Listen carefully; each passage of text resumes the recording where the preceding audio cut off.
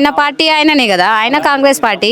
ఆయన తరఫున ఉన్న ఎమ్మెల్యేను పోయి నువ్వు కలువు అని చెప్పి మేము గ్రామ సర్పంచ్ని అడగడం జరిగింది.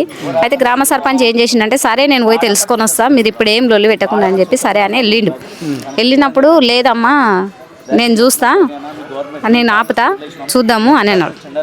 అన్నా కూడా మేము ఏం చేసినామంటే నువ్వు ఒక్కని పోయి అడిగితే మాకేం తెలుసు, నువ్వు పోయి అడుగుతున్నావో చేస్తున్నావో, నీవు ఆయన ఒకటే. ఇప్పుడు రేవంత్ రెడ్డి ఎమ్మెల్యే కాంగ్రెస్ ప్రభుత్వం, అది కాంగ్రెస్ ప్రభుత్వం, ఇక్కడ కూడా కాంగ్రెస్. ఆయన అవసరం ఉన్నప్పుడు మీ దగ్గరకు వచ్చిండు, మీ అవసరానికి దగ్గర రావట్లేదు, రెస్పాండే కాలేదు, అసలు రెస్పాండ్ కాలేదు.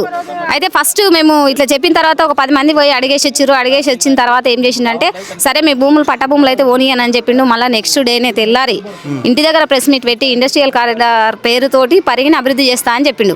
ఇండస్ట్రియల్ కారిడార్ ఎక్కడ పెడతాడు? రాపోల్ కాలపూర్ గ్రామంలో పెడతాడు. ఆ ఇండస్ట్రియల్ కారిడార్ పెట్టడం వల్ల ఎవరికి లాభం అవుతుంది? మా భూములు పోయినాక మేమేం లాభపడతాం?